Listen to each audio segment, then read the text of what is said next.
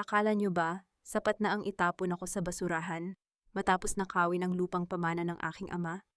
Habang yakap mo ang iyong kabit, Adrian, dahan-dahan nyo akong nilalason, pati ang batang nasa sinapupunan ko. Pero nagkamali kayo. Hindi nyo kayang gibain ang pundasyon ng isang arkitektong marunong bumangon mula sa abo.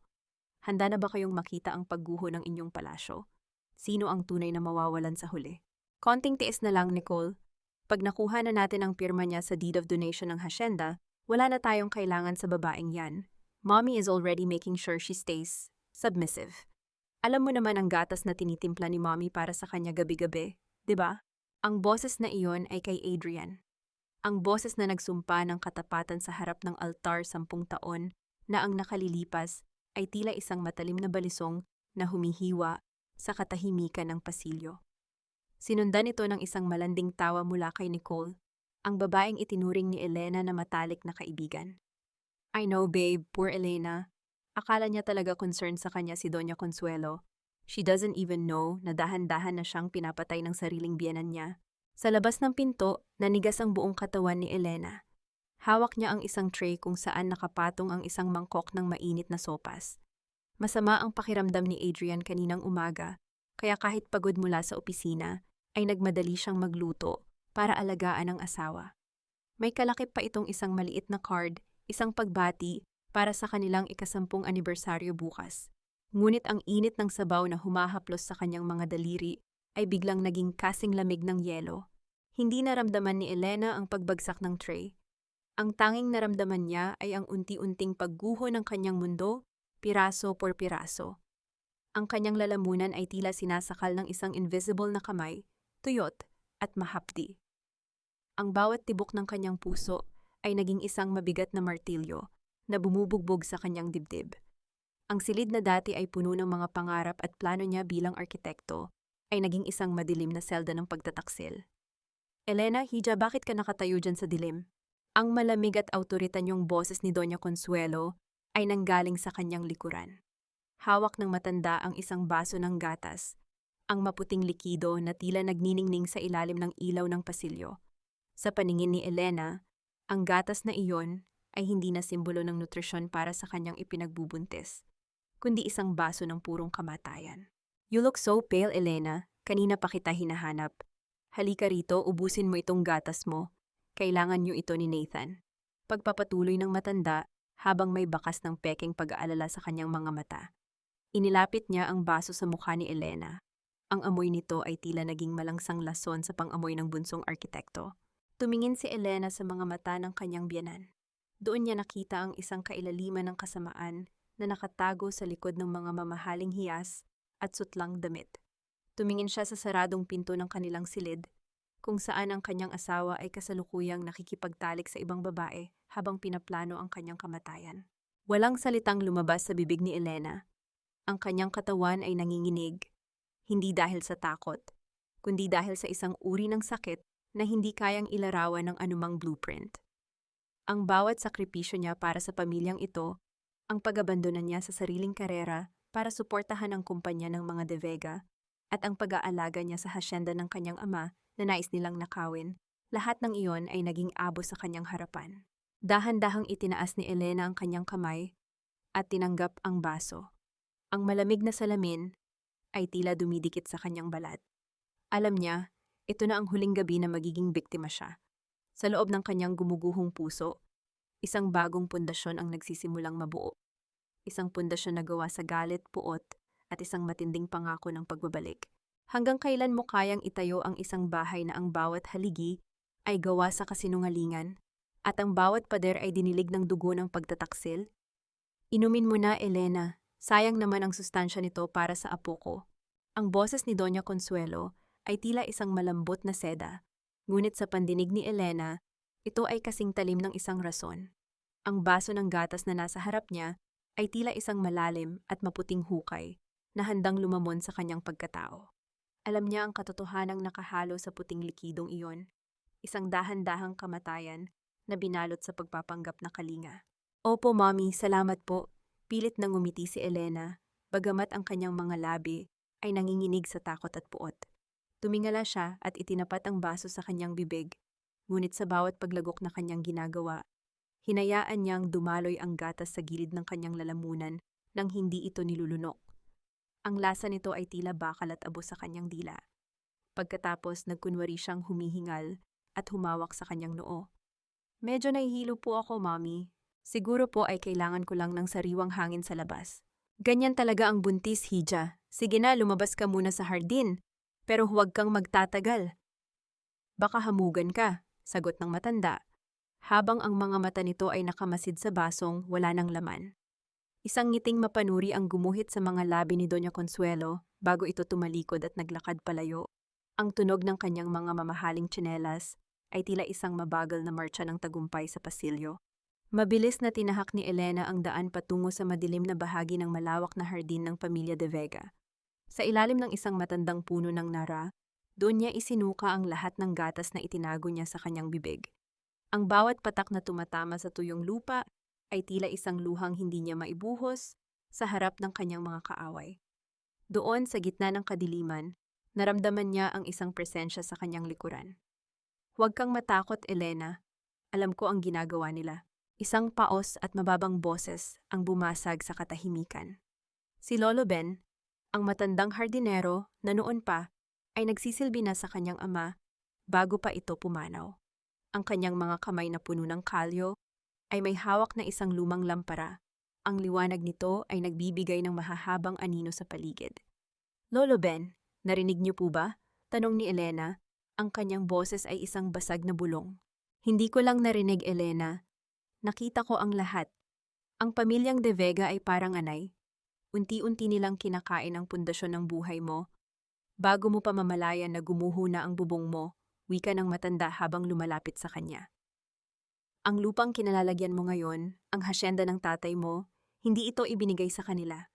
Ninakaw nila ito sa pamamagitan ng mga palsipikadong dokumento bago pa mamatay ang ama mo. At ikaw ang huling hadlang dahil sa iyo nakapangalan ng tunay na titulo. Para itong isang kidlat na tumama sa gitna ng bagyong nararamdaman ni Elena. Ang lahat ng paghihirap niya, ang pagpapakumbaba niya sa harap ni Doña Consuelo at ang bulag na pag-ibig niya kay Adrian, lahat ng iyon ay bahagi lamang ng isang malaking disenyo ng pagnanakaw. Ang kanyang buhay ay isang blueprint na iginuhit ng mga kaaway upang sirain siya. Anong gagawin ko, Lolo Ben? Wala akong kakampi, ang asawa ko. Ang asawa ko ang mismong may hawak ng kutsilyong nakatarak sa likod ko. Hikbi ni Elena, habang ang kanyang mga kamay ay mahigpit na nakakapit sa kanyang tiyan. Magpatay-patayan ka, Elena. Ipakita mo sa kanila na epektibo ang lason. Habang iniisip nilang mahina ka na, doon mo itatayo ang iyong depensa. Narito ang isang lihim na lagusan sa dulo ng hardin na patungo sa lumang bodega. Doon mo itago ang mga dokumentong kailangan mo, payo ni Lolo Ben, ang kanyang mga mata ay nag-aapoy sa katapatan. Ngunit bago pa makasagot si Elena, isang matalim na liwanag mula sa isang flashlight ang tumama sa kanilang direksyon. Narinig ang tunog ng mga yabag sa tuyong dahon, mabigat at mabilis. Elena, sinong kausap mo riyan sa dilim? At bakit kasama mo ang maruming matandang yan? Ang boses ni Nicole ay puno ng hinala at pandidiri. Nakatayo siya ilang metro ang layo, nakasuot pa rin ng manipis na pantulog na alam ni Elena na pag-aari ni Adrian ang amoy na nakakapit dito. Ang liwanag ng flashlight ay nakatutok ng direkta sa mukha ni Elena, na tila isang interogasyon sa gitna ng gabi. Napalunok si Elena. Ang kanyang puso ay tila isang ibon na nagpupumiglas sa loob ng isang masikip na hawla. Sa isang sandali, ang lahat ng kanyang plano ay maaaring mabunyag. Nicole, hindi ako makatulog. Tinutulungan lang ako ni Lolo Ben na maghanap ng gamot sa hika. Pagsisinungaling ni Elena, habang pilit na pinapakalma ang kanyang boses. Dahan-dahang lumapit si Nicole. Ang kanyang mga mata ay naniningkit habang pinagmamasdan ang baso ng gatas na hawak pa rin ni Elena. Isang baso na dapat ay walang laman, ngunit may bakas pa rin ng puting likido sa gilid. Talaga? O baka naman may iba kayong pinaplano ng matandang ito? Ang dumi-dumi mo tignan, Elena. Para kang basahang isinawsaw sa putik. Ang boses ni Nicole ay puno ng pangungutya habang sinusuri niya si Elena mula ulo hanggang paa. Ang bawat salita niya ay tila isang sampal na nag-iiwan ng mahapding marka sa dangal ni Elena. Lumapit pa siya ng kaunti, sapat na para maamoy ni Elena ang pamilyar na pabango ni Adrian na nakakapit sa leeg ni Nicole. Isang amoy na dati ay nagbibigay sa kanya ng katiwasayan, ngunit ngayon ay nagpapaikot ng kanyang sikmura sa tindi ng pagkamuhi. Sinasayang mo lang ang oras mo rito sa labas. At bakit kasama mo ang maruming matandang ito? Di ba bawal ang mga katulong dito sa main garden pagkatapos ng 8:00? Dagdag ni Nicole, sabay sulyap ng may pandidiri kay Lolo Ben. Naramdaman ni Elena ang panginginig ng kanyang mga kamay. Gusto niyang sumigaw, gusto niyang sabunutan ang babaeng ito na walang hiyang pumasok sa kanyang pamamahay at sumira sa kanyang pamilya. Ngunit naalaala niya ang bulong ni Lolo Ben. Magpatay-patayan ka! Kinagat ni Elena ang kanyang labi hanggang sa malasahan niya ang pait ng sariling dugo. Ibinaba niya ang kanyang tingin, hinayaang tumabing ang kanyang buhok sa kanyang mukha upang itago ang nag-aapoy na galit sa kanyang mga mata. Pasensya na, Nicole. Masama lang talaga ang pakiramdam ko. Nahihilo ako at parang hindi ako makahinga sa loob. Mahinang sagot ni Elena, ang kanyang boses ay tila isang kandilang malapit ng mapundi. Isang matinding irony ang lumitaw sa kanyang isipan. Ang bahay na siya mismo ang nagdisenyo, ang bawat sulok na nilagyan niya ng pagmamahal, ay siya ring lugar na sumasakal sa kanya ngayon. Nahihilo? O baka naman nag-iinarte ka lang para makuha ang atensyon ni Adrian? Tumawa ng mapait si Nicole. Kinuha niya ang baso ng gatas mula sa kamay ni Elena at inamoy ito. Inom ka ng inom ng gatas pero tignan mo ang sarili mo, para kang lantang gulay. Sayang lang ang pera ni Doña Consuelo sa iyo. Sa gitna ng tensyon, isang pamilyar na boses ang narinig mula sa balkonahe. Nicole, anong ginagawa niyo dyan? Si Adrian. Nakatayo siya roon, suot ang kanyang silk na robe. Mukhang bagong gising, ngunit ang kanyang mga mata ay mailap. Nang makita niya si Elena, na mukhang luhaan sa harap ni Nicole, hindi pag-aalala ang rami sa kanyang mukha, kundi inis. Ang lalaking nangako sa kanyang ama na aalagaan siya habang buhay ay tumingin sa kanya, na tila ba siya ay isang abala sa kanyang perpektong gabi. Adrian, itong asawa mo, kung saan-saan gumagala sa dilim kasama ang hardinero. Baka kung anong sakit ang makuha niyan, makasama pa sa baby niyo. Sumbong ni Nicole sa isang malambing na tono, sabay kapit sa braso ni Adrian sa harap mismo ni Elena. Hindi man lang tinanggal ni Adrian ang kamay ni Nicole. Sa halip tumingin siya kay Elena ng may malamig na ekspresyon. Elena, bumalik ka na sa kwarto. Huwag kang gumagawa ng eksena rito. Pinapahiya mo ang pamilya natin sa harap ng mga tauhan. Ang salitang pamilya natin ay tila isang lason na mas matindi pa sa gatas ni Doña Consuelo. Ramdam ni Elena ang panlalamig ng kanyang mga paa habang pinapanood ang dalawa na tila sila ang tunay na mag-asawa. Ang kanyang puso, na dati ay isang matatag na gusali, ay tila unti-unting dinudurog ng isang malaking demolition ball. Ngunit sa bawat pagdurog, may isang bagong lakas na nabubuo. Isang malamig na determinasyon. Sige, Adrian, papasok na ako, bulong ni Elena.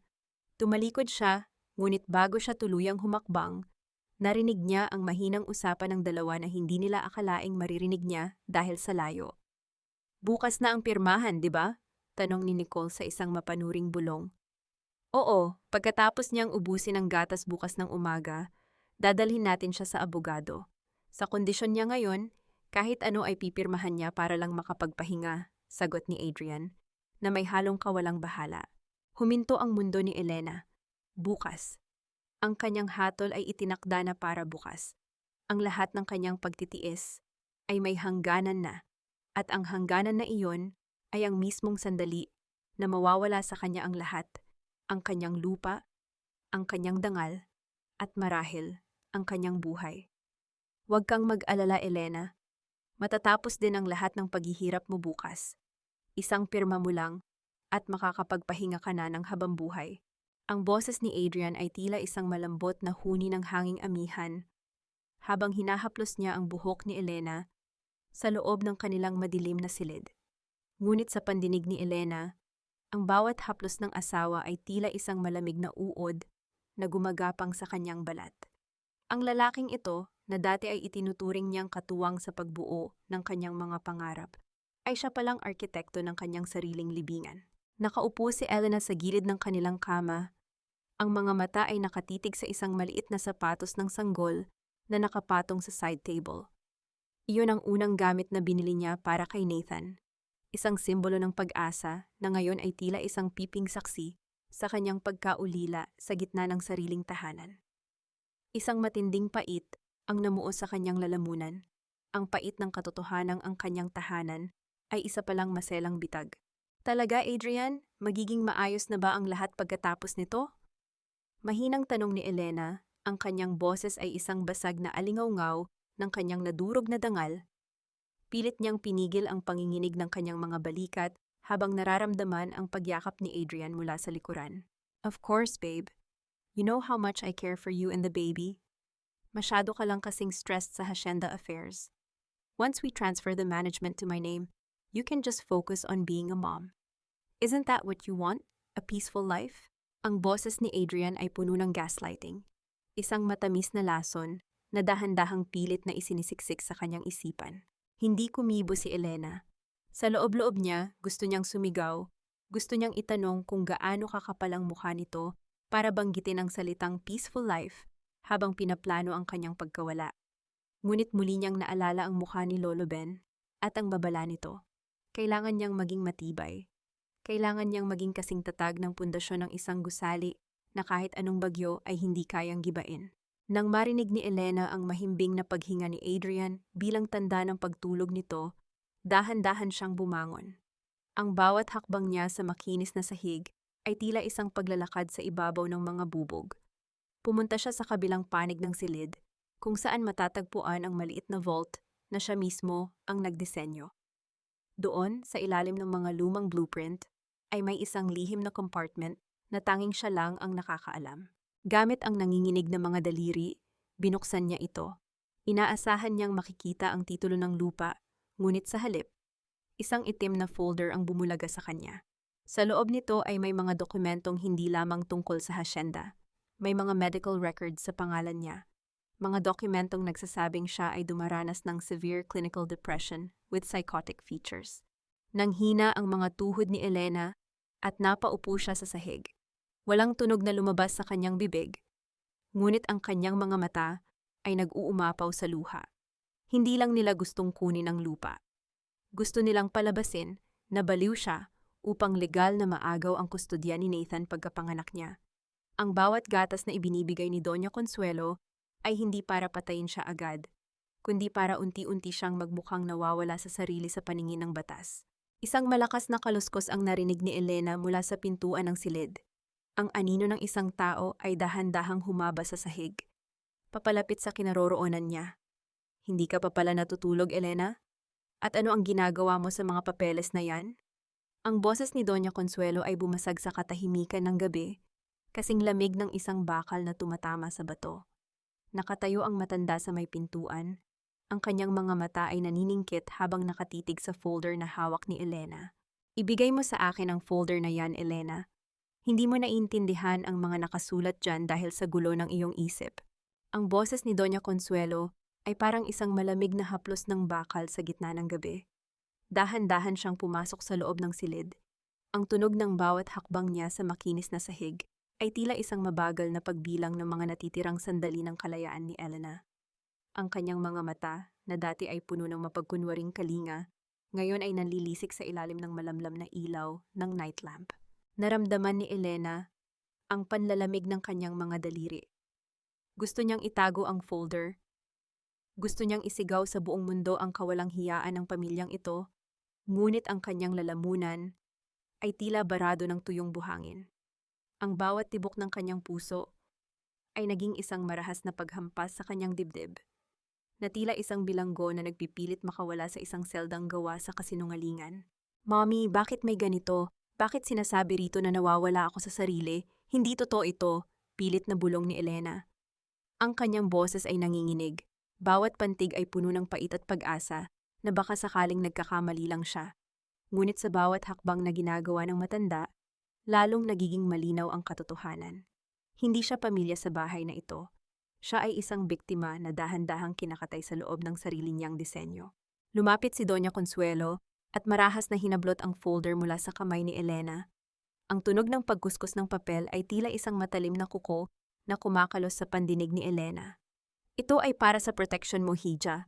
Masyado nang pagod ang utak mo, hindi mo na alam ang mabuti para sa'yo at para sa bata. Isang pirma mo lang bukas, at dadalhin ka namin sa isang lugar kung saan wala kang iisipin kundi ang magpahinga. Isang lugar kung saan wala siyang iisipin. Alam ni Elena kung ano ang ibig sabihin niyon. Isang mental institution. Doon siya itatago habang ninanakaw nila ang hasyenda at ang kanyang anak. Ang lason sa gatas ay simula pa lamang. Ang mga dokumentong ito ang huling pako sa kanyang kabaong. Pero si Adrian, alam ba niya ito? Tanong ni Elena, bagamat alam na niya ang sagot. Ang bawat alaala ng kanilang pagsasama ay tila isang dambuhalang pader na gumuguho sa kanyang harapan, nagiiwan ng alikabok at pagkawasak. Si Adrian ang nagbigay ng mga detalye sa Dr. Elena. Sino pa ba ang mas nakakakilala sa iyo kundi ang asawa mo? Ang ngiti ni Doña Consuelo ay kasing pait ng lason. Tumingin ang matanda sa natutulog na si Adrian, na tila walang naririnig sa gitna ng tensyon. Matulog ka na. Bukas pagkatapos mong uminom ng gatas sa umaga, tatapusin na natin ang lahat ng ito. Nang lumabas ang matanda at isara ang pinto, ang tunog ng pag-lock nito mula sa labas ay tila isang hatol ng kamatayan. Napaupo si Elena sa sahig. Ang kanyang mga kamay ay mahigpit na nakakapit sa kanyang tiyan. Ang katahimikan sa loob ng silid ay naging isang nakakabinging sigaw ng kawalang pag-asa. Ngunit sa gitna ng kanyang pagluha, naalala niya ang mga salita ni Lolo Ben. Ang galit na kanina pa nag-aapoy sa kanyang puso ay naging isang matalim at malamig na determinasyon. Kung ang pamilyang ito ay isang gusaling itinayo sa kasinungalingan, siya ang magiging lindol na gigiba sa bawat haligi nito. Dahan-dahan siyang tumayo at lumapit sa bintana ng balkonahe. Ang dilim sa labas ay tila isang yakap na nag-aanyaya sa kanya. Alam niya, kailangan niyang tumakas ngayon din. Hindi na siya maghihintay sa gatas ng umaga. Hindi na siya maghihintay sa hatol ng abogado. Gamit ang isang maliit na gunting mula sa kanyang vanity kit, dahan-dahang binuksan ni Elena ang kandado ng sliding door. Ang bawat maliit na tunog ay tila isang kulog sa kanyang pandinig, ngunit hindi siya huminto. Pagdating sa balkonahe, nakita niya si Lolo Ben na naghihintay sa ilalim ng puno ng nara. May dalang isang maliit na sulo na hindi pa nakasindi. Ito na ang gabi ng aksidente. Ito na ang gabi kung saan ang dating Elena ay mamatay, upang isilang ang isang bagong arkitekto ng paghihiganti. Patawarin mo ako, Adrian, bulong ni Elena sa hangin habang sinisilip ang natutulog na asawa sa huling pagkakataon. Pero sisiguraduhin kong sa bawat sandaling gigising ka, ang pagsisisi ang magiging unan mo. Biglang narinig ni Elena ang isang malakas na kalabog mula sa ibaba, na sinundan ng sigawan ng mga katulong. Apoy! May apoy sa bodega! Ang planong sinimulan ni Lolo Ben ay nag-umpisa na. Ang bodega kung saan nakatago ang mga lumang gamit ni Elena ay kasalukuyan ng nilalamon ng pulang liwanag. Ito na ang kanyang pagkakataon. Mamatay ka na sa alaala nila, Elena, pero mabubuhay ka para sa katarungan. Ang boses ni Lolo Ben ay tila isang angkla sa gitna ng nagngangalit na dagat, habang hinihila niya si Elena palayo sa naglalagablab na bodega. Ang init ng apoy ay humahalik sa balat ni Elena. Isang malupit na paalam sa bahay na itinuring niyang kuta, ngunit naging bitag pala. Habang pinagmamasdan niya ang usok na pumapaitaas sa madilim na langit, tila bawat pangarap niya kasama si Adrian ay unti-unti ring nagiging abo. Ang singsing sa kanyang daliri, ang huling kadena ng kanyang nakaraan, ay dahan-dahan niyang hinubad at hinulog sa madamong lupa bago sila tuluyang lumisan. Lumipas ang mga buwan na tila isang malabong panaginip. Mula sa pampang ng Pilipinas, dinala ni Elena ang kanyang sugatang puso sa maingay at nagniningning na mga kalsada ng Singapore. Ngunit sa likod ng mga modernong gusali at malinis na kalsada, isang tahimik na pakikipagsapalaran ang hinarap niya. Ang dating arkitektong hinahangaan sa kanyang bayan ay naging isang estrangherong naglilinis ng mga bintana sa isang malaking construction firm. You missed a spot, Elena. Bilisan mo, darating na ang mga boss. Bulyaw ng kanyang supervisor. Hindi umimik si Elena. Ang kanyang mga kamay, na dati ay humahawak ng mga mamahaling kompas at lapis, ay puno na ngayon ng kalyo mula sa paghawak ng basahan at mop. Ngunit sa tuwing ramdam niya ang bigat ng kanyang tiyan, kung saan ligtas na lumalaki si Nathan, ang pagod ay napapalitan ng isang nag-aapoy na determinasyon. Sa gabi sa loob ng kanyang maliit at masikip na paupahan, hindi siya natutulog. Gamit ang mga likod ng resibo at mga basurang papel mula sa opisina, patuloy siyang nagdidisenyo. Ang bawat linyang iginuguhit niya ay hindi lamang gusali. Ito ay mga blueprint ng kanyang paghihiganti. Isang gabi, habang naglilinis ng silid ng senior architect, naiwan ni Elena ang isa sa kanyang mga sketch sa ibabaw ng mesa. Iyon ay isang disenyo ng isang healing center, isang gusaling gawa sa salamin at liwanag, na tila humihinga sa gitna ng kalikasan. Kinabukasan, isang matandang lalaki na may awtoridad ang humarang sa kanya sa lobby. Si Mr. Tan ang may-ari ng firm. Sino ang nag-iwan nito sa mesa ko? This isn't just a building, it has a soul. It speaks of pain and rebirth. Nanginginig ang boses ni Elena nang sumagot siya sa wikang Ingles na may halong diin ng pagtitiis. It's mine, sir. It's a house for someone who lost everything. Doon nagsimula ang pag-akyat ni Elena mula sa dumi patungo sa itaas ng mga skyscraper. Isinilang niya si Nathan sa isang bansang hindi alam ang kanyang nakaraan, ngunit alam ang kanyang husay. Sa loob ng 10 taon, ang bawat luha niya ay naging semento, at ang bawat pait ay naging bakal. Hindi na siya si Elena de Vega na madaling linlangin. Siya na si Architect E, ang misteryosong henyo na ang mga disenyo ay kinikilala sa buong Asia. 10 taon. 10 taon ng pagdidisiplina sa sarili at pagbuo ng yaman. Isang umaga sa kanyang marangyang opisina na nakatanaw sa Marina Bay, pumasok ang kanyang secretary na may dalang isang folder. Architect E, may urgent request mula sa Pilipinas.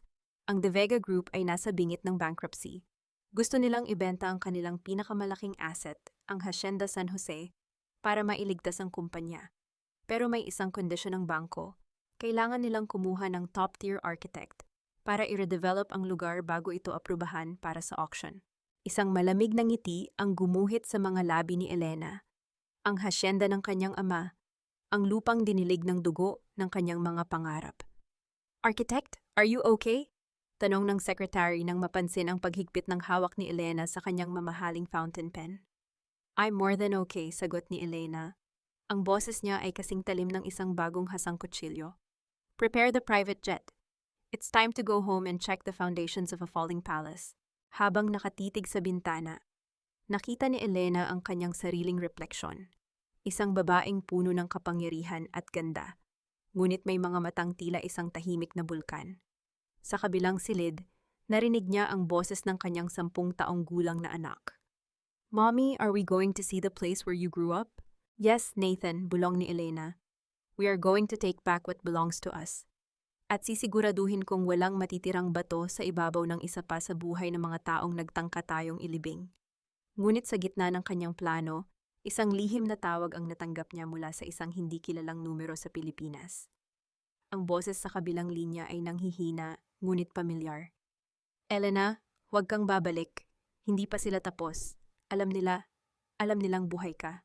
10 taon, isang dekada ng pagpapanggap na ako ay alabok na lamang na tinangay ng hangin, habang ang totoo ay dahan-dahan ko palang binubuo ang kuta na gigiba sa inyong lahat. Habang dahan-dahang bumababa ang gulong ng eroplano sa semento ng runway sa Manila, naramdaman ni Elena ang isang pamilyar na bigat sa kanyang dibdib. Ang hangin sa labas, kahit hindi pa niya nalalanghap ng direkta, ay tila nagdadala na ng amoy ng nakaraan. Amoy ng tuyong lupa ng hacienda, amoy ng mga bulaklak sa burol ng kanyang ama, at ang malansang amoy ng pagtataksil.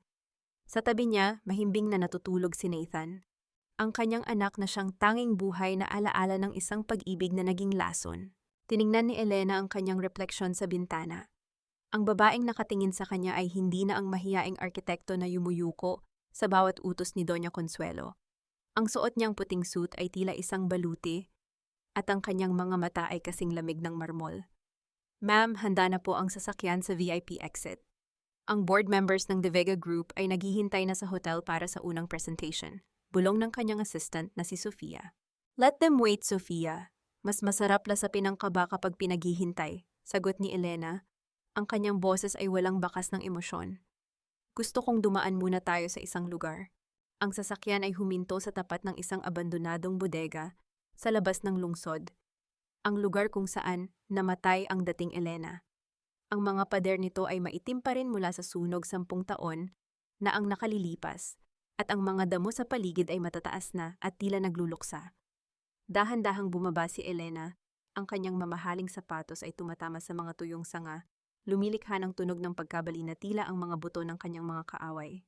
Huminto siya sa eksaktong lugar kung saan niya itinapon ang kanyang singsing noon. Wala na ito roon, gaya ng pagkawala ng kanyang tiwala. Ma'am, bakit tayo narito? It's dangerous, baka may mga squatters o masasamang loob, pag-aalala ni Sofia. Narito ako para batiin ang multo ko, Sofia. Dahil simula ngayong araw, ang multong ito ang susunod sa bawat hakbang ni na Adrian. Tugon ni Elena habang pinagmamasdan ng guho. Pagdating sa Marangyang Hotel sa Makati, ang atmosfera ay tila sumasabog sa tension. Sa loob ng boardroom, nakaupo ang pamilya De Vega.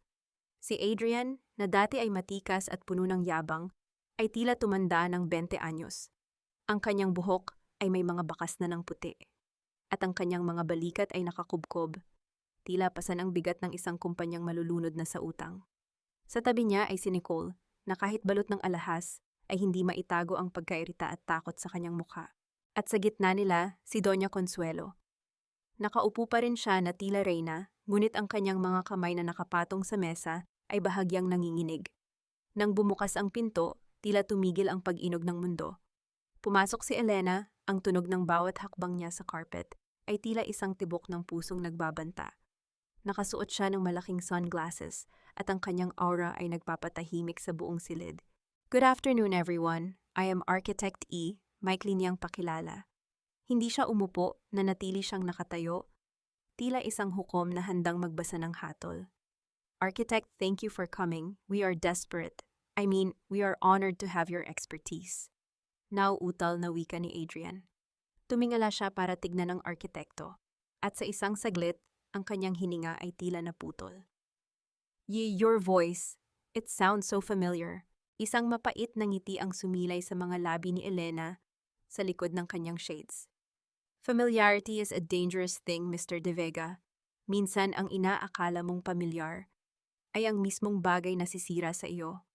Let's get straight to business, putol ni Doña Consuelo, na halatang naiirita sa misteryong dala ng arkitekto.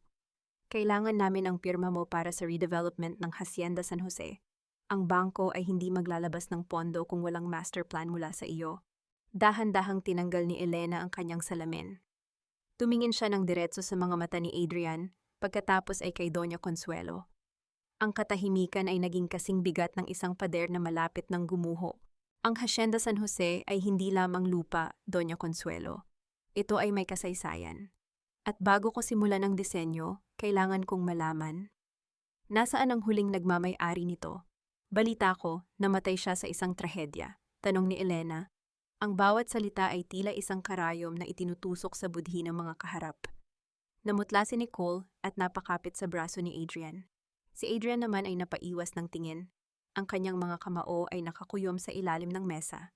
She was my wife. It was a long time ago. An accident.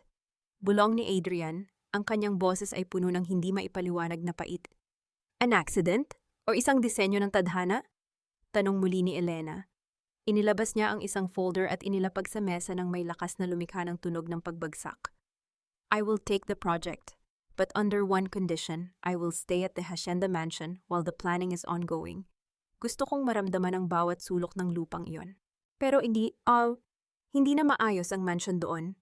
Mula nang mamatay si Elena, isinara na namin yun dahil sabi ng mga tao, may nagmumulto raw, mabilis na kontra ni Nicole. Tumingin si Elena kay Nicole, isang tingin na tila nanggagaling sa kailaliman ng lupa. Huwag kang matakot sa multo, Mrs. De Vega. Ang multo ay hindi nananakit hanggat hindi mo ninanakaw ang pag-aari nila. Dito mo ba siya pinatay, Adrian? O dito mo unti-unting hinayaan na mabulok ang kaluluwa niya habang nagbubulag-bulagan ka? Ang boses ni Elena, o mas kilala na ngayon bilang Architect E, ay tila isang malamig na hanging dumaan sa pagitan nila ni Adrian habang nakatayo sila sa harap ng dambuhalang pinto ng Hacienda Mansion. Ang dating marangyang hamba ng pinto ay kupas na ang kulay at ang mga ukit sa kahoy ay tila mga sugat na hindi kailanman naghilom. Ang bawat hakbang nila sa tuyong damo ay lumilikha ng tunog ng pagkabali, isang babala na ang bawat pundasyon ng bahay na ito ay malapit na ring gumuho.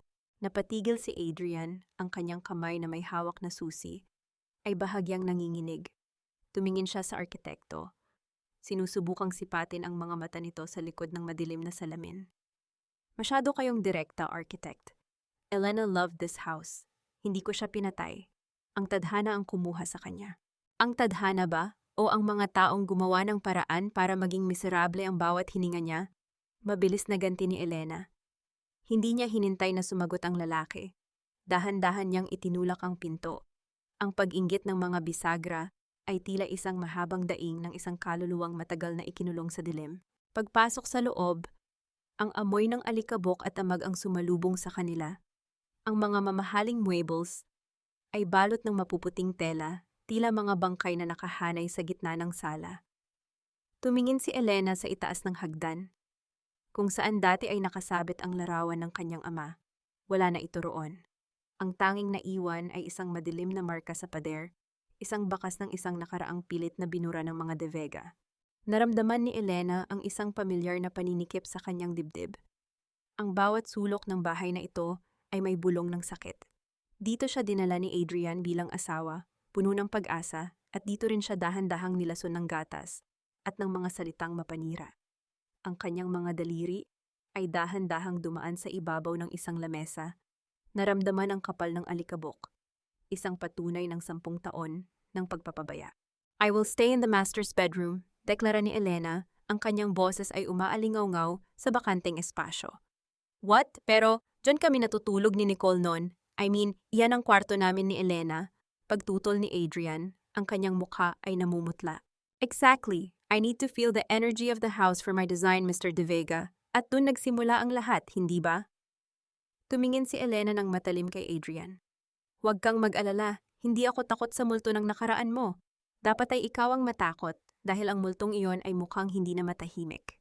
Sa sandaling iyon, pumasok si Nicole na humihingal, dala-dala ang kanyang mamahaling bag na tila isang sandata. Adrian, are you crazy? Bakit mo hinayaang pumasok ang babaeng ito sa kwarto natin? This is my house now! Dahan-dahang humarap si Elena kay Nicole. Isang mapait at mapang-uyam na ngiti ang sumilay sa kanyang mga labi. Lumapit siya ng dahan-dahan, ang tunog ng kanyang mga takong sa sahig na gawa sa nara ay tila isang pagbilang ng oras. Your house, Nicole. Sa pagkakaalam ko, ang hasyenda na ito ay nakasanla na sa bangko. At sa isang pirma ko lang, ang bahay mo ay magiging isang pampublikong pasyalan or di kaya ay isang subdivision para sa mga taong hindi mo man lang gustong tignan. You wouldn't dare, sigaw ni Nicole. Ang kanyang boses ay pumiyok sa tindi ng galit at takot. Subukan mo ako, hamon ni Elena. Nang makaakyat na si Elena sa kwarto at maiwan ang dalawa sa ibaba, dahan-dahan niyang isinara ang pinto. Ang katahimikan sa loob ng silid ay tila isang mabigat na kumot.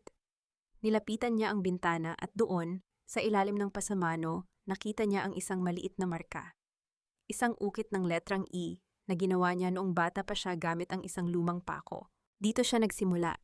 At dito rin niya tatapusin ang lahat. Ngunit habang binubuksan niya ang lumang cabinet para ilagay ang kanyang mga gamit, may isang bagay na nahulog mula sa pinakataas na bahagi.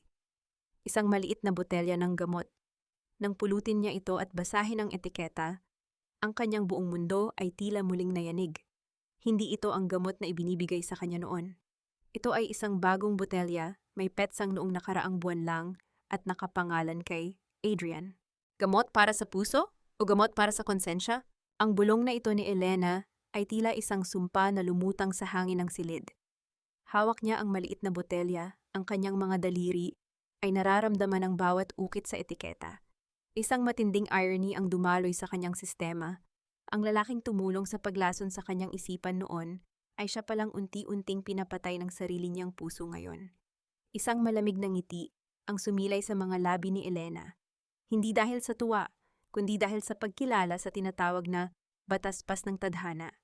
Itinago niya ang botelya sa loob ng kanyang bulsa nang marinig niya ang mabibigat na yabag sa labas ng pinto. Ang tunog ng bawat hakbang ay tila isang paghila sa kadena ng nakaraan. Bumukas ang pinto at iniluwan nito si Adrian. Mukha siyang pagod, ang kanyang mga mata ay malalim at tila may dalang bigat na hindi kayang buhatin ng kanyang mga balikat. Architect? Are you comfortable here? Tanong ni Adrian, ang kanyang boses ay paos at may bakas ng pag-aalinlangan. Hindi siya makatingin ng diretso kay Elena, tila ba ang presensya ng arkitekto ay isang salamin na nagpapakita ng lahat ng kanyang mga kasalanan. Comfortable, Mr. De Vega, Ang bahay na ito ay puno ng alikabok at mga lihim. How can anyone be comfortable? Sagot ni Elena habang naglalakad patungo sa bintana. Pero huwag kang mag-alala. Sanay ako sa mga guhong pundasyon. Trabaho ko ang ayusin ang mga bagay na malapit nang bumagsak. Lumapit si Adrian ng kaunti. Ang kanyang hininga ay narinig sa katahimikan ng silid. I'm sorry about Nicole. She's just stressed. Ang kumpanya ay nasa mahirap na sitwasyon. Ang hasyenda na ito ang huling pag-asa namin. Ang huling pag-asa nyo o ang huling bagay na nanakawin nyo sa alaala ng isang taong wala na? Lumingon si Elena, ang kanyang mga mata ay naniningkit sa likod ng kanyang salamin. Sabihin mo sa akin, Adrian, kapag nakuha nyo na ang pera, matatahimik na ba ang puso mo? O kailangan mo pa ng mas maraming tableta para lang makatulog sa gabi? Nanigas si Adrian sa kanyang kinatatayuan. Ang kanyang mukha ay nawalan ng kulay. Tila isang pader na binura ang pintura. How did you... Hindi natapos ni Adrian ang kanyang sasabihin nang biglang sumabog ang boses ni Doña Consuelo mula sa ibaba. Kasunod ang tunog ng pagkabasag ng isang plorera na gawa sa porselana. Ang ingay ay tila isang hudyat ng digmaan. Adrian, nasaan ang babaeng yan? Bakit hinayaan mong pumasok ang isang estranghero sa kwartong iyon? Dahan-dahang lumabas si Elena sa hallway, tinatanaw ang matandang babae na nakatayo sa paanan ng hagdanan. Si Doña Consuelo ay nakasuot ng itim, tila isang reyna ng kadiliman na pilit pinapanatili ang kanyang trono sa gitna ng isang gumuguhong palasyo. Sa tabi niya ay si Nicole, na tila isang asong naghahanap ng kakampi, ang mukha ay puno ng puot. Good evening, Doña Consuelo. It's nice to see that your voice is still as sharp as I remember. Wika ni Elena habang dahan-dahang bumababa ng hagdan. Ang bawat tunog ng kanyang takong sa kahoy ay tila isang pagbilang ng hatol. Who are you to talk to me like that? Sigaw ni Doña Consuelo, ang kanyang mga kamay ay nanginginig habang nakahawak sa kanyang tungkod. This is my house, you are just an employee. Ang bahay na ito, simula ni Elena, tumigil siya sa gitna ng hagdan, ay pag-aari ng kung sino mang may hawak ng titulo. At sa pagkakaalam ko, ang titulong iyon ay kasalukuyang nakasangla sa bangkong kinakatawan ko. So technically, Doña Consuelo, you are just a guest in my project. Isang matalim na katahimikan ang bumalot sa sala. Ang mukha ni Doña Consuelo ay naging purpura sa tindi ng galit, habang si Nicole ay tila hindi makapaniwala sa tapang ng arkitekto. Sa isang sulok, nakita ni Elena ang isang maliit na figura na nakasilip mula sa kusina. Isang batang lalaki na may mga matang tila bituin sa dilim. Si Nathan. Naramdaman ni Elena ang isang matinding hapdi sa kanyang puso. Gusto niyang takbuhin ang bata. Gusto niyang yakapin ito at sabihing, "Anak, narito na si Mommy." Ngunit pinigilan niya ang kanyang sarili. Ang kanyang mga kuko ay bumaon sa kanyang palad hanggang sa maramdaman niya ang sakit. Hindi pa ito ang oras. "Nathan, go to your room," utos ni Nicole nang mapansin ang bata. Ang boses nito ay walang bahid ng pagmamahal. Tila ba ang bata ay isang pabigat lamang sa kanyang buhay. "No, Tata." Malakas at malinaw na wika ni Elena. Tumingin siya kay Nathan at ngumiti ng bahagya. Isang ngiting puno ng lihim na pangako. "Let him stay. I like children. Sila lang ang tanging totoo sa bahay na ito na puno ng kasinungalingan." Lumapit si Elena kay Nathan at may inilabas mula sa kanyang bulsa, isang maliit na lapis na ginagamit sa pagdodrawing. "Hello Nathan, I'm Architect E. Do you like to build things?"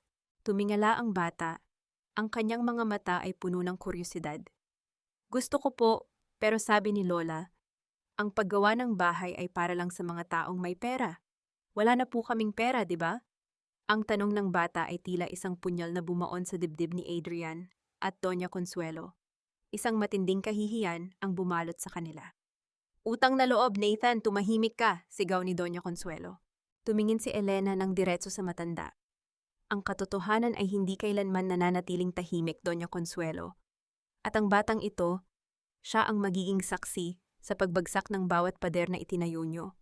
Bumalik si Elena sa kanyang kwarto, ngunit bago niya isara ang pinto, narinig niya ang mahinang boses ni Adrian sa hallway. "Mommy, stop it. She's the only one who can save us." "Save us? O sirain tayo, Adrian? Hindi mo ba nakikita? Ang mga mata niya, ang mga matang yan, parang nakita ko na ang mga yan noon." Bulong ni Doña Consuelo na puno ng kilabot. Pagpasok sa loob, binuksan ni Elena ang kanyang laptop. Isang mensahe ang bumulaga sa kanya mula sa kanyang private investigator sa Singapore. Architect E, nakuha na namin ang resulta ng autopsy report mula 10 taon na ang nakalilipas. Ang sunog sa bodega ay hindi aksidente. May nakitang bakas ng accelerant sa labas ng pinto. At ang DNA ng bangkay na natagpuan? Hindi iyon sa'yo. Isang 16 na taong gulang na batang babae na napaulat na nawawala ang ginamit nila para palabasin na ikaw ang namatay. Nabitawan ni Elena ang kanyang mouse. Ang kanyang buong katawan ay nanginginig sa tindi ng kilabot at galit. Hindi lang nila siya gustong alisin. Pumatay sila ng inosente para lamang makuha ang hasyenda. Ang pamilyang De Vega ay hindi lang mga magnanakaw. Sila ay mga mamamatay tao. Ang bawat titik sa screen ng laptop ay tila naging isang patalim na dahan-dahang humihiwa sa katinuan ni Elena. Clara, isang 16 na taong gulang na batang babae, isang ulilang kinuha mula sa kabilang bayan para magsilbing katulong, ang siyang naging alay sa altar ng kasakiman ng mga De Vega. Ang bangkay na iniyakan ni Adrian, o marahil ay kinatuwa ni Adrian, ay hindi sa kanya. Yung abon na nakalagak sa columbarium ay abon ng isang inosenteng buhay na pinatay para lamang mapagtakpan ang isang nakaw na hasyenda. Naramdaman ni Elena ang pag-akyat ng init mula sa kanyang dibdib patungo sa kanyang lalamunan. Gusto niyang sumigaw hanggang sa mabasag ang mga bintana ng mansyon, ngunit ang tanging lumabas sa kanyang bibig ay isang gumaralgal na hininga. Ang kanyang mga kamay ay mahigpit na nakakuyom sa gilid ng mesa. Ang kanyang mga kuko ay tila ibinabaon sa matigas na kahoy hanggang sa maramdaman niya ang bahagyang pagkirot ng kanyang mga daliri. Ang bawat tibok ng kanyang puso ay naging isang sumpa. Isang pangako para sa batang si Clara na hindi man lang nabigyan ng pagkakataong lumaki. Hindi lang pala lupa ang ninakaw nyo. Bulong ni Elena sa hangin na tila ba ang mga anino sa silid ay nakikinig. Nagnakaw din kayo ng kaluluwa. Kinabukasan, ang hapagkainan ng mga De Vega ay binalot ng isang nakabibinging katahimikan. Nakaupo si Architect E sa kabisera. Ang kanyang postura ay tila isang reyna na naghihintay ng pagsuko ng kanyang mga kaaway. Sa harap niya ay nakalatag ang mga blueprint ng Hacienda San Jose Heritage City, isang proyektong mukhang ginto sa paningin, ngunit sa katunayan ay isang maselang bitag na gawa sa mga komplikadong legal na kasunduan. This is the master plan, panimula ni Elena, ang kanyang boses ay walang bahid ng emosyon, kasing lamig ng bakal. Isang 5-star resort, isang luxury mall, at isang private golf course. Upang maisagawa ito, kailangan nating ilipat ang lahat ng natitirang assets ng De Vega Group sa isang holding company na pamamahalaan ng bangko. Pero, mawawalan kami ng kontrol sa kumpanya kung gagawin namin yan, pag-aalinlangan ni Adrian. Ang kanyang mukha ay maputla at ang kanyang kamay ay dahan-dahang humahaplos sa kanyang dibdib, kung saan nakatago ang lihim ng kanyang may sakit na puso. You already lost control the moment you let your debts pile up, Mr. De Vega, mabilis na sagot ni Elena. Ang holding company na ito ang magsisilbing proteksyon nyo laban sa total bankruptcy, unless ayaw nyo talagang iligtas ang kumpanya nyo? Tumingin si Elena ng diretso kay Doña Consuelo. Ang matanda ay tila isang buitreng nakatingin sa biktima, ang kanyang mga mata ay nagniningning sa kaisipang maibabalik ang kanilang dating kapangyarihan. Pirmahan mo na, Adrian. Ito na ang tanging paraan para hindi tayo mapunta sa kalsada. Ang dangal ng pamilya De Vega ang nakataya rito. Danggal? Isang mapait na tawa ang muntik nang kumawala sa mga labi ni Elena. Sige, Mr. De Vega, pirmahan mo na ang mga dokumentong ito. Isipin mo na lang na ito ang kabayaran sa lahat ng sakripisyong ginawa niyo para sa lupang ito. Dahan-dahang kinuha ni Adrian ang mamahaling fountain pen. Ang bawat paggasgas ng dulo ng panulat sa papel ay tila isang tunog ng pagguho ng isang pader sa pandinig ni Elena. Nang matapos ang pirmahan, isang mabigat na buntong hininga ang pinakawalan ni Adrian. Tila ba nabawasan ang bigat na kanyang dinadala?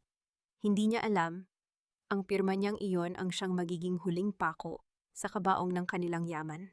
Pagkatapos ng pulong, lumabas si Elena sa balkonahe upang lumanghap ng hangin. Doon nakita niya si Nathan na nakaupo sa damuhan. Mag-isang naglalaro ng maliliit na bato. Nilapitan niya ang bata. Ang kanyang mga hakbang ay dahan-dahan upang hindi ito magulat. Ang tunog ng mga tuyong dahon na nadadaanan niya ay tila isang banayad na kumpas ng kalikasan. Nathan, tawag niya sa isang malambot na boses. Tumingala ang bata, ang kanyang mga mata ay puno ng lungkot na hindi nararapat sa kanyang edad. Architect, aalis na po ba kayo kapag natapos na ang building? Hindi pa, Nathan. May mga bagay pa akong kailangang ayusin. Sagot ni Elena habang lumuluhod sa tabi ng bata. Inabot niya ang kamay ni Nathan at naramdaman ang init ng balat nito, ang kanyang anak, ang kanyang katuwang sa lahat ng hirap. Gusto mo bang makita ang mga bituin mamayang gabi? Ituturo ko sa iyo kung paano gumawa ng mapa gamit ang mga liwanag sa langit. Gusto ko po, pero galit po si Mommy Nicole kapag lumalabas ako ng gabi. Sabi niya, may kukuha raw sa akin. Bulong ni Nathan. Huwag kang mag-alala, walang kukuha sa iyo hanggat narito ako. Pangako ni Elena, ang kanyang mga mata ay nag-aapoy sa paninindigan. Ngunit ang sandaling iyon ay naputol nang marinig nila ang isang matinis na sigaw mula sa loob ng mansion. Adrian! Adrian, gumising ka! Nagkatinginan si Elena at Nathan. Mabilis na tumakbo si Elena papasok at nakita si Adrian na nakahandusay sa sahig ng sala. Ang kanyang kamay ay nakahawak sa kanyang kaliwang braso habang ang kanyang mukha ay nangingitim sa tindi ng sakit. Si Nicole ay nakaluhod sa tabi nito, nagsisigaw sa takot, habang si Doña Consuelo ay tila estatwang nakatayo, hindi alam ang gagawin. Nilapitan ni Elena si Adrian. Tiningnan niya ang lalaking naging sanhi ng kanyang pagkawasak. Ang kanyang unang instinto ay ang hayaan itong mamatay. Ang hayaang bawiin ng tadhana ang buhay na dapat ay matagal na ring nawala. Ngunit nakita niya si Nathan na nakatayo sa may pinto, lumuluha at nanginginig sa takot para sa kanyang ama. Kinuha ni Elena ang botelya ng gamot mula sa kanyang bulsa, ang botelyang nahanap niya sa kwarto. Ngunit bago niya ito maibigay, hinawakan ni Nicole ang kanyang kamay ng marahas. Saan mo nakuha yan? Bakit nasa iyo ang gamot ni Adrian? Nilalason mo ba ang asawa ko? Sigaw ni Nicole, ang kanyang mga mata ay naniningkil sa hinala. Sa gitna ng kaguluhan, isang maliit na papel ang nahulog mula sa bulsa ni Elena, ang autopsy report tungkol sa batang si Clara. Dahan-dahang yumuko si Doña Consuelo upang pulutin ito, at nang mabasa ang unang pangungusap, ang matanda ay tila nawalan ng lakas at napasandal sa pader. Anong ibig sabihin nito? Ang boses ni Doña Consuelo ay tila isang tuyong dahon na hinahampas ng hangin, basag at puno ng kilabot. Ang kanyang mga kamay, na dati ay matatag sa paghawak ng kapangyarihan, ay nanginginig na ngayon habang hawak ang autopsy report ni Clara. Ang bawat salita sa papel, ang DNA results, ang sanhi ng pagkamatay, ang tunay na edad ng biktima, ay tila mga uod na gumagapang sa kanyang budhi. Tumingala ang matanda at sa unang pagkakataon, nakita niya ang isang bagay sa mga mata ni Architect E na nagpalamig sa kanyang buong pagkatao. Hindi ito galit ng isang estranghero, ito ay ang puot ng isang taong nagmula sa hukay. Mommy, huwag mo siyang pansinin, nilalason niya si Adrian, kita mo hawak niya ang gamot. Sigaw ni Nicole, ang kanyang boses ay matinis at puno ng desperasyon. Sinubukan niyang hablutin ang botelya mula kay Elena, ngunit mabilis na umiwas ang arkitekto. Tumahimik ka, Nicole. Ang boses ni Elena ay tila isang kulog na nagpatahimik sa buong sala. Kung gusto mo siyang mamatay, ituloy mo ang pagwawala mo. Pero kung gusto mo siyang mabuhay para sa anak niya, hayaan mo akong gawin ang trabaho ko. Lumuhod si Elena sa tabi ni Adrian. Ang lalaking ito, ang lalaking nangako sa kanya ng langit ngunit ibinigay sa kanya ang impyerno, ay kasalukuyang nag-aagaw buhay. Ang kanyang mukha ay kasing puti ng papel, at ang kanyang mga labi ay bahagyang nangingitim. Sa isang sandali, naramdaman ni Elena ang isang pamilyar na hapdi. Gusto niyang hayaan na lang siyang mawala. Gusto niyang maranasan ni Adrian ang takot na naramdaman niya noong gabing nilalamon ng apoy ang bodega. Ngunit naramdaman ni Elena ang isang maliit na kamay na humawak sa kanyang balikat. Si Nathan. Ang bata ay nakaluhod din sa kabilang panig. Ang kanyang mga mata ay punong-puno ng luha na hindi pa bumubuhos. Ang kanyang buong katawan ay nanginginig sa takot na mawalan ng ama. Architect, please save my daddy, bulong ni Nathan. Ang boses ng bata ay tila isang angkla na humila kay Elena, pabalik sa kanyang pagiging ina. Hindi para kay Adrian, para kay Nathan. Mabilis na kinuha ni Elena ang isang tableta mula sa botelya at inilagay ito sa ilalim ng dila ni Adrian. Kinuha niya ang baso ng tubig sa lamesa at dahan-dahang ipinainom sa asawa, habang ang kanyang kabilang kamay ay nakasuporta sa batok nito. Ang tunog ng paglunok ni Adrian ay tila isang mabagal na orasan sa gitna ng katahimikan. Lumipas ang ilang minuto na tila mga oras ng paghihintay sa hatol ng tadhana. Dahan-dahang bumalik ang kulay sa mukha ni Adrian at ang kanyang paghinga ay naging mas maayos, bagamat mababaw pa rin. Adrian! Adrian! Naririnig mo ba ako? Paghagulgol ni Nicole, na ngayon ay nagkukunwaring nag-aalalang asawa. Sumubsob siya sa dibdib ni Adrian, ngunit ang lalaki ay bahagyang dumaing at pilit na idinilat ang mga mata. Ang unang nakita ni Adrian ay hindi si Nicole. Ito ay ang mukha ni Elena na nakayuko sa kanya. Sa gitna ng kanyang kalituhan, isang pangalan ang lumabas sa kanyang mga labi. Isang pangalang 10 taon na niyang hindi binabanggit ng malakas. Elena? Napaatras si Nicole, ang kanyang muka ay naging kasing pait ng lason. Ang galit at selos ay muling nag-apoy sa kanyang mga mata. What did you say? Adrian, ako ito. Si Nicole. Bakit mo tinatawag ang patay na yan? Ngunit hindi nakinig si Adrian. Ang kanyang mga mata ay nanatiling nakapako kay Architect E. May isang uri ng pagkilala sa kanyang paningin, isang pagkilalang puno ng pagsisisi at takot. Patawad, Elena, kinyan patawad. Tumayo si Elena, ang kanyang mukha ay muling naging malamig na maskara. Inayos niya ang kanyang damit at kinuha ang autopsy report mula sa sahig na nabitawan ni Doña Consuelo. Ang matanda ay nananatiling nakatayo sa isang sulok, tila isang rebulto na unti-unting nagkakabitak-bitak. Dalhin niyo na siya sa ospital, utos ni Elena sa mga tauhan na kararating lang. And Mrs. De Vega, huwag mong kalilimutan. Ang gamot na ito ay pansamantala lang. Ang tunay na sakit ni Adrian ay wala sa puso niya, it's in his soul, at walang tabletang makakapagpagaling doon. Nang mailabas na si Adrian at Nathan, naiwan sa sala sina Elena, Nicole at Doña Consuelo. Ang hangin sa loob ay tila naging kasing bigat ng semento. Sino ka ba talaga? Tanong ni Doña Consuelo. Ang kanyang boses ay nanginginig na sa takot. Bakit mo dala ang papel na iyon? Anong kailangan mo sa pamilya namin? Naglakad si Elena patungo sa matanda. Ang bawat tunog ng kanyang takong ay tila isang hampas ng martilyo sa budhi ni Doña Consuelo.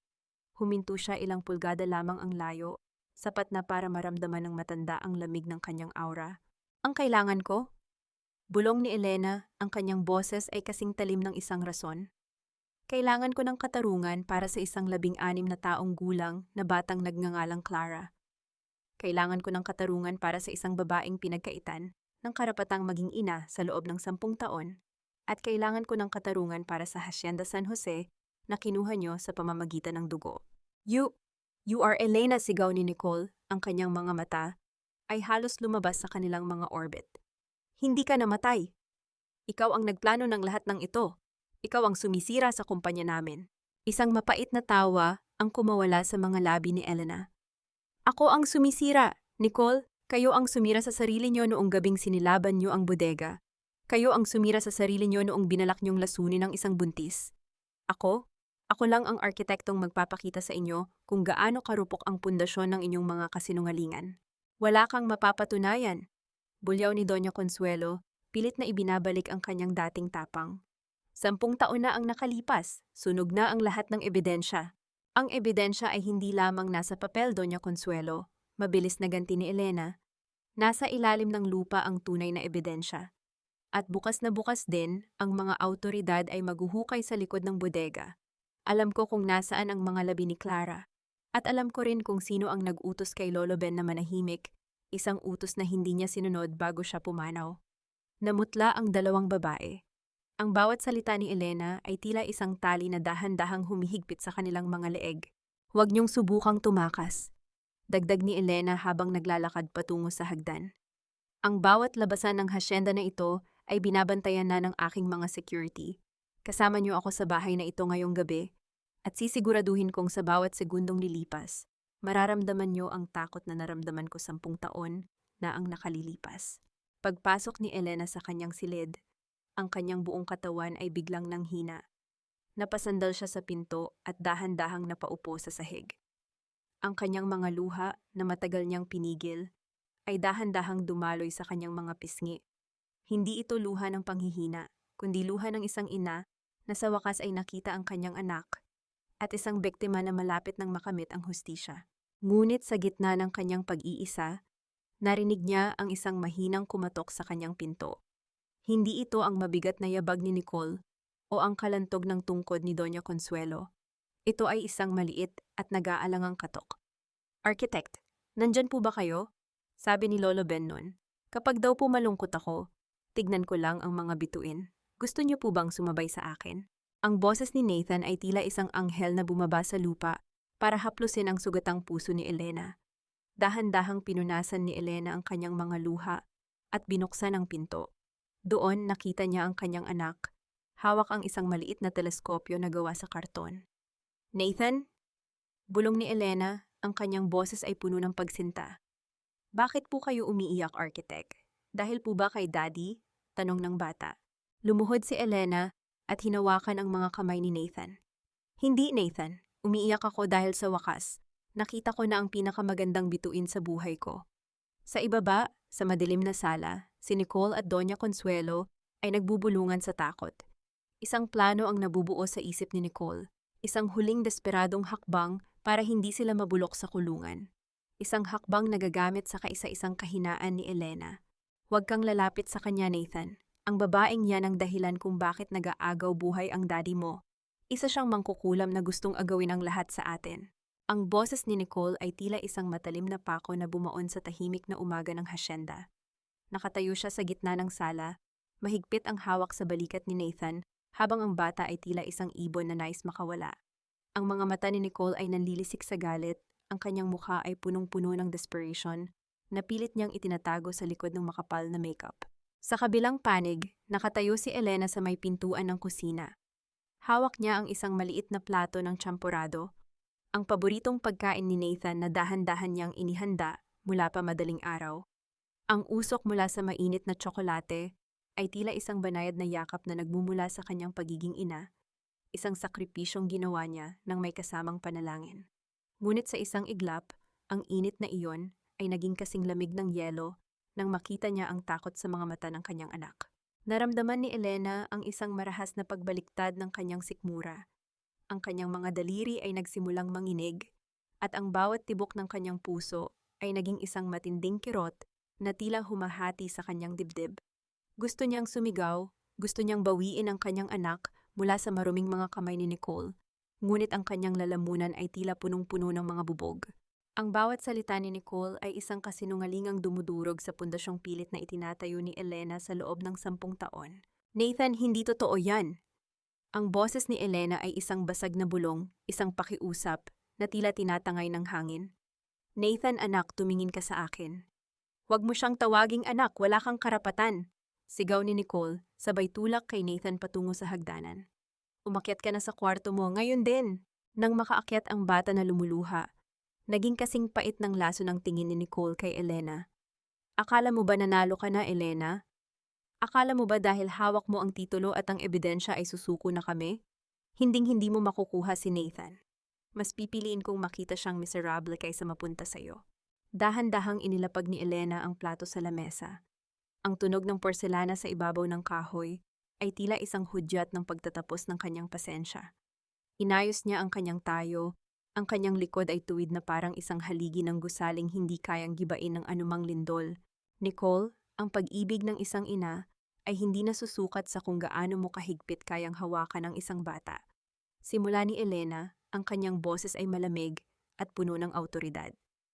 Ang pag-ibig ay nasa pagpapakawala para sa kanyang ikabubuti. At ikaw? Ginagamit mo lang si Nathan para iligtas ang sarili mo mula sa kulungan. Pero huli na ang lahat. Kaninang madaling araw, dumating na ang warrant of arrest para sa inyo ni Doña Consuelo. Namutla si Nicole. Ang kanyang mga labi ay nangatog, at ang kanyang mga mata ay nag-uumapaw sa takot. Anong sinasabi mo?" Ang ebidensya sa likod ng bodega ay nakuha na. Pagpapatuloy ni Elena habang naglalakad patungo kay Nicole. Ang tunog ng kanyang bawat hakbang ay tila isang pagbilang ng mga huling sandali ng kalayaan ng kanyang kaaway. Hindi lang abo ang nahanap nila roon. Nahanap nila ang kwintas ni Clara na may bakas ng iyong DNA, at ang pinaka-importante, ang testimonya ni Adrian. Gising na ang asawa mo, Nicole, At sa takot niyang mamatay na may dalang kasalanan, isinuka na niya ang lahat ng katotohanan. Isang malakas na paghikbi ang kumawala kay Nicole. Napasandal siya sa pader, ang kanyang buong mundo ay tila isang marupok na disenyong gumuho sa isang iglap. Sa sandaling iyon, bumaba si Doña Consuelo mula sa itaas. Ang kanyang mukha ay tila isang bungo na binalutan ng kulubot na balat. Hawak niya ang kanyang tungkod, ngunit tila wala na itong silbi para itayo ang kanyang dangal. Elena, maawa ka, bulong ni Doña Consuelo. Ang boses ay puno ng pagsisisi na tila huli na para sa anumang kapatawaran. Ang pamilya de Vega, huwag mong sirain ang pangalan namin. Ang pangalan niyo ay matagal niyo nang sinira noong gabing pumatay kayo ng inosenteng bata, ganti ni Elena. Ang Hacienda San Jose ay babalik sa tunay na nagmamay-ari, at kayo? Matututunan niyo kung paano mabuhay sa loob ng isang silid na walang bintana, gaya ng ginawa niyo sa akin sa loob ng 10 taon. Narinig ang tunog ng mga sasakyan sa labas ng mansion, ang tunog ng mga sirena na papalapit. Tila isang koro ng katarungan na dumarating para sa mga biktima. Ngunit bago pa makapasok ang mga awtoridad, isang matinding sigaw ang narinig mula sa itaas ng hagdanan. "Mommy, tulong!" Si Nathan. Sa gitna ng kaguluhan, nakita ni Elena si Nicole na mabilis na tumakbo pabalik sa itaas at hinila ang bata patungo sa balkonahe. Ang bawat hakbang ni Nicole sa sahig ay tila isang desperadong pagtakas sa realidad. "Huwag kayong lalapit! Kapag may lumapit, tatalon kami!" Sigaw ni Nicole habang nakatayo sa gilid ng rehas ng balkonahe. Ang bata ay yakap-yakap niya ng mahigpit. Naramdaman ni Elena ang paghinto ng kanyang mundo. Ang kanyang puso ay tila naging isang malaking bato sa kanyang dibdib. Ang bawat hininga niya ay naging isang dalangin. "Anak, ang bawat disenyo ko ay para sa iyo. Pero bakit ang sarili kong dugo ang nagiging pader sa pagitan natin?" Tumalon tayo, Nathan, para sabay-sabay tayong mawala sa mundong ito na walang ibinigay sa atin kundi hirap. Ang boses ni Nicole ay tila isang matinis na hagupit ng kidlat, sa gitna ng namumuong bagyo ng emotion sa balkonahe. Ang kanyang mga kamay ay mahigpit na nakapulupot sa maliit na katawan ni Nathan. Ang kanyang mga kuko ay tila ibinabaon sa balat ng bata sa tindi ng kanyang pagkawala sa sarili. Nakatayo siya sa mismong gilid ng rehas, ang hangin sa itaas ay humahampas sa kanyang magulong buhok, habang ang kailaliman ng semento sa ibaba ay tila isang naghihintay na libingan. Napatigil si Elena sa may pintuan ng balkonahe. Ang kanyang puso ay tila isang ibong nagpupumiglas sa isang masikip na hawla. Bawat tibok ay isang marahas na paghampas sa kanyang dibdib. Ang lahat ng kanyang katalinuhan bilang arkitekto, ang lahat ng kanyang diskarte sa negosyo, ay tila naging mga guhong pader sa harap ng panganib na kinakaharap ng kanyang anak. Ang mundong binuo niya sa loob ng 10 taon ay tila guguho sa isang maling hakbang lamang. "Nicole, tumingin ka sa akin. Huwag mo siyang saktan. Ako ang kailangan mo, hindi ang bata." Ang boses ni Elena ay isang mahinang pakiusap, puno ng pait na tila lason sa kanyang lalamunan. Dahan-dahan niyang itinaas ang kanyang mga kamay. Ang bawat daliri ay nanginginig sa takot na baka ito na ang huling sandali na makikita niyang humihinga ang kanyang anak. Ang mitiin ni Elena na katarungan ay biglang napalitan ng isang masidhing kailangan, ang kaligtasan ni Nathan. Ang hasyenda, ang yaman, ang paghihiganti, lahat ng iyon ay walang halaga kumpara sa isang hibla ng buhok ng batang kasalukuyang umiiyak sa bisig ng isang baliw. "Kailangan mo ako? Hindi! Ang kailangan mo ay makita kaming hapis. Gusto mo kaming mabulok sa kulungan habang ikaw ay nagpapakasasa sa yaman." Sigaw ni Nicole, ang kanyang mga mata ay naniningkil sa puot. Bahagya niyang inihilig ang katawan palabas, dahilan para mapatili si Nathan sa takot. Sa gitna ng tensyon, isang pamilyar at nanghihinang boses ang narinig mula sa likuran ni Elena. "Nicole, bitawan mo siya. Ako ang may kasalanan ng lahat, hindi ang bata." Si Adrian. Nakatayo siya sa pintuan, suot ang kanyang puting barong na may mga bakas ng dugo mula sa kanyang nagdaang atake sa puso. Ang kanyang mukha ay kasing puti ng abo at ang kanyang bawat paghinga ay tila isang huling hiling ng isang taong malapit ng bawian ng buhay. Ang kanyang mga mata, na dati ay puno ng kasakiman, ngayon ay nag-uumapaw sa isang uri ng pagsisisi na tila huli na para sa anumang kapatawaran. "Adrian, bakit ka narito? Di ba dapat ay patay ka na?" Tumawa ng mapait si Nicole, isang tawang walang kagalakan, tila isang tunog ng nababasag na salamin. "Nicole, patawarin mo ako. Pinangakuan kita ng buhay na marangya pero ang ibinigay ko sa iyo ay isang krimen na hindi natin matatakasan. Wika ni Adrian habang dahan-dahang humahakbang papalapit. Ang bawat tunog ng kanyang tsinelas sa sahig ay tila isang mabagal na pagbilang ng kanyang natitirang oras. Ibigay mo sa akin si Nathan. Hayaan mong ako ang magbayad para sa ating dalawa. Huwag kang lalapit, bulyaw ni Nicole. Ngunit sa isang saglit na pagkalingat ni Nicole kay Adrian, mabilis na kumilos si Elena. Ang kanyang mga paa ay tila may sariling isip. Mabilis siyang sumugod at hinablot ang braso ni Nathan.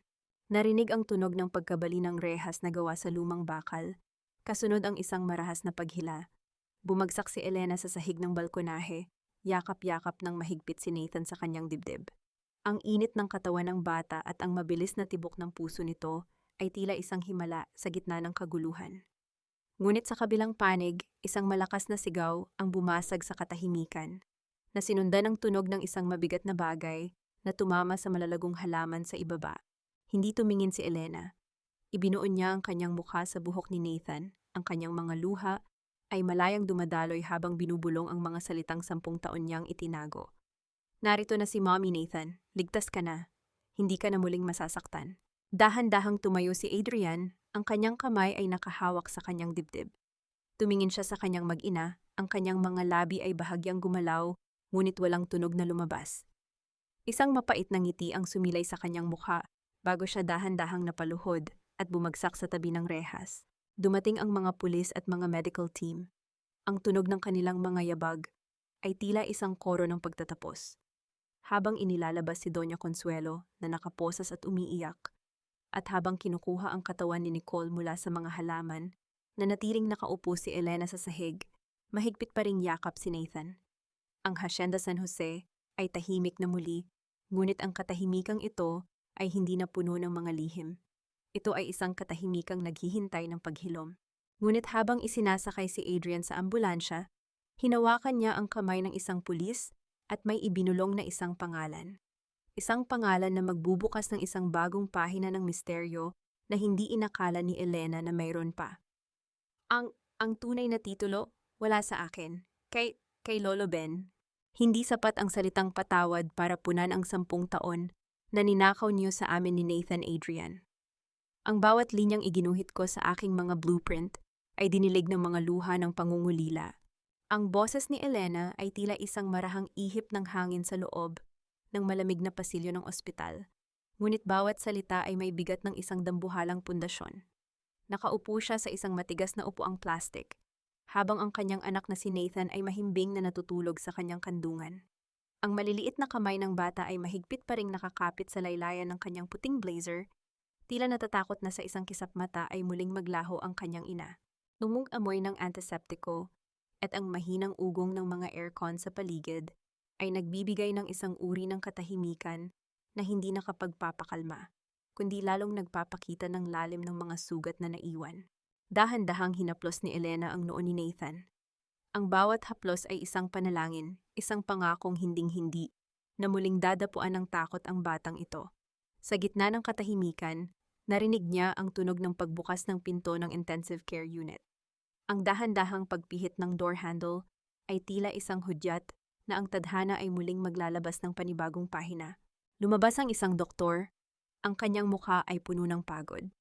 Architect, maayos na ang kondisyon ni Mr. De Vega, pero kailangan niya ng matagal na pahinga. Ang kanyang puso ay masyadong napagod sa tindi ng stress at guilt.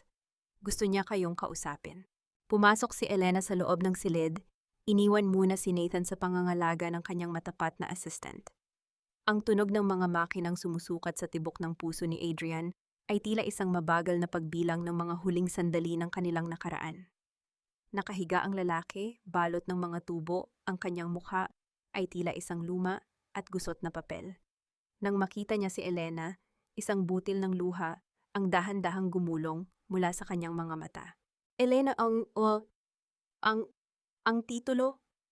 Hirap na wika ni Adrian, ang kanyang boses ay isang pause na bulong. Hindi iyon ang tunay na titulo na hawak ni Mommy. Ang ama mo, may ibinigay siya kay Lolo Ben bago siya pumanaw. Isang lihim na compartment sa ilalim ng matandang puno ng Nara. Doon nakatago ang lahat. Naramdaman ni Elena ang isang matinding kuryente na dumaloy sa kanyang buong pagkatao. Ang Hacienda San Jose ay hindi lang pala usapin ng pera o lupa. Ito ay may kalakip na huling habilin na pilit itinatago ng pamilya de Vega. Ang bawat pagsisikap ni Doña Consuelo na paalisin siya noon ay dahil sa takot na mahanap niya ang katotohanang ito. Bakit mo ito sinasabi sa akin ngayon, Adrian? Tanong ni Elena. Ang kanyang boses ay malamig ngunit may bakas ng pait. Dahil ba natatakot kang mamatay ng may dalang kasalanan? Dahil gusto kong maging malaya ka na. Sagot ni Adrian bago dahan-dahang ipikit ang kanyang mga mata sa tindi ng pagod. Bumalik si Elena sa Hacienda San Jose nang mag-isa sa gitna ng hating gabi. Ang liwanag ng buwan ay nagbibigay ng mahahabang anino sa paligid ng matandang puno ng Nara, ang punong naging saksi sa kanyang pagkabata at sa kanyang pagdurusa. Gamit ang isang maliit na pala, dahan-dahan niyang hinukay ang bahagi ng lupa sa pagitan ng malalaking ugat. Ang tunog ng pagtama ng bakal sa matigas na lupa ay tila isang pagtuklap sa mga lihim na matagal nang ibinaon. Makalipas ang ilang sandali, naramdaman niya ang isang matigas na bagay. Isang maliit na kahon na gawa sa metal, kinalawang na ngunit nananatiling buo. Nang buksan niya ito, hindi lamang ang tunay na titulo ng lupa ang nakita niya. Doon, sa ilalim ng mga legal na dokumento, ay may isang sulat na may sulat kamay ng kanyang ama. Para sa aking kaisa-isang anak, Elena, kung binabasa mo ito, ibig sabihin ay dumating na ang oras na kailangan mo nang tumayo sa sarili mong mga paa. Ang hasyenda na ito ay hindi ko iniwan para maging yaman mo, kundi para maging silungan ng mga taong walang matuluyan. At tungkol sa pamilya de Vega, may isang katotohanan silang hindi alam tungkol sa iyong tunay na pagkatao. Nanigas si Elena. Ang kanyang hininga ay tila naputol sa gitna ng kanyang lalamunan. Ang bawat salita ng kanyang ama ay tila isang bagong blueprint na nagbabago sa buong disenyo ng kanyang buhay. Tumingala siya sa madilim na langit at naramdaman ang isang malamig na simoy ng hangin na tila isang bulong ng nakaraan. Sa kabilang panig ng hacienda, sa loob ng kulungan, si Doña Consuelo ay nakaupo sa sahig, ang kanyang mga mata ay nanlilisik pa rin sa gitna ng dilim. May isang lihim siyang hawak na hindi pa alam ni Elena, isang alas na maaari pa ring sumira sa lahat ng tagumpay ng arkitekto. Akala mo ba tapos na ang lahat, Elena? Bulong ng matanda sa gitna ng rehas. Ang kanyang tawa ay tila isang tunog ng pagkiskis ng mga buto. Hindi mo pa alam kung kaninong dugo ang talagang nananalaytay sa mga ugat mo. Hindi ang yaman ang magbibigay sa iyo ng kapayapaan, Elena. Ang katarungan para sa iyong sarili at ang kaligtasan ng iyong anak ang tunay na masterpiece na dapat mong itayo. Ang mga huling salita sa sulat ng kanyang ama ay tila isang mainit na haplos sa gitna ng malamig na gabi sa ilalim ng puno ng Nara. Napasandal si Elena sa magaspang na katawan ng puno. Ang kanyang hininga ay naging isang mahabang buntong hininga ng pagpapalaya. Ang sikretong itinatago ni Doña Consuelo, ang katotohanang si Elena ay hindi lamang isang ulilang kinuha sa kalsada, kundi ang tunay at nag-iisang tagapagmana ng buong ari-arian na ninakaw ng mga de Vega sa pamamagitan ng peking kasal at mga palsipikadong dokumento ay nasa kamay na niya. Naramdaman ni Elena ang isang kakaibang gaan sa kanyang dibdib. Ang lahat ng paghihirap, ang bawat lason na pilit na ipinainom sa kanya, at ang bawat gabing puno ng luha sa Singapore ay naging pundasyon ng kanyang pagbangon. Dahan-dahan siyang tumayo, inayos ang kanyang nagusot na damit, at tinanaw ang mansyon na ngayon ay nababalot ng katahimikan. Hindi na ito isang palasyo ng kasinungalingan. Ito na ang kanyang tahanan. Kinabukasan, sa loob ng kulungan ng lungsod, dinalaw ni Elena si Doña Consuelo. Ang tunog ng mga rehas na bakal na bumubukas at sumasara ay tila isang koro ng katarungan sa pandinig ni Elena. Nakaupo ang matanda sa isang sulok. Ang kanyang dating marangyang buhok ay magulo na at ang kanyang mga mata ay wala ng ningning ng kapangyarihan. Narito ka ba para pagtawanan ako? Bulong ni Doña Consuelo, ang boses ay puno ng pait. Hindi, Doña Consuelo. Narito ako para tapusin ang disenyong sinimulan nyo 10 taon na ang nakalilipas. Wika ni Elena habang inilalapag ang tunay na titulo at ang sulat ng kanyang ama sa ibabaw ng lamesa. Alam ko na ang lahat. Alam ko kung paano nyo nilinlang ang nanay ko bago siya mamatay. Alam ko na ako ang tunay na nagmamay-ari ng bawat butil ng lupa sa Hacienda San Jose. Namutla ang matanda. Ang kanyang mga labi ay nanginginig sa takot. Elena, wag mong sabihin sa pulis ang tungkol kay Clara. Maawa ka. Ang awa ay para sa mga inosente, hindi para sa mga mamamatay tao. Malamig na tugon ni Elena. Haharapin mo ang lahat ng iyong mga krimen. At tungkol kay Adrian, pinirmahan na niya ang lahat ng dokumentong nagsasabing wala na siyang karapatan sa hasyenda. Siya ay aalis na ng bansa para magpagaling, kasama ang kahihiyang ibinigay niyo sa kanya. Lumabas si Elena sa kulungan na hindi lumingon. Ang bawat hakbang niya sa semento ay tila isang pag-iwan sa lahat ng pait ng nakaraan. Makalipas ang 6 na buwan, ang Hacienda San Jose ay muling naging makulay. Ang bawat pader na dating kupas ay pinintahan ng puti at asul. Ang mga bulaklak sa hardin ay muling namumukadkad sa ilalim ng sikat ng araw. Isang malaking signboard ang nakatayo sa bukana. Clara's Sanctuary, a home for healing and hope. With past but and up. Ang dating pangarap ni Elena na maging isang tanyag na arkitekto ay nagkaroon ng mas malalim na kahulugan. Ang bumuo ng mga puwang kung saan ang mga sugatang kaluluwa ay maaaring muling maging buo. Habang pinagmamasdan ni Elena ang mga bata na naglalaro sa damuhan, naramdaman niya ang isang maliit na kamay na humawak sa kanyang palad. Si Nathan. Ang kanyang anak ay mukhang masaya na. Wala na ang takot sa kanyang mga mata, at ang kanyang tawa ay tila isang himig ng bagong simula. Mommy, tignan niyo po! Ang ganda ng disenyo natin sa bahay ng mga ibon. Sigaw ni Nathan habang itinuturo ang isang maliit na proyektong ginawa nila noong nakaraang linggo. O anak, dahil ang bawat bahay, maliit man o malaki, ay dapat na itinayo ng may pagmamahal at katotohanan, ngiti ni Elena habang kinukuha ang bata at kinakalong. Tumingin si Elena sa direksyon ng matandang puno ng nara.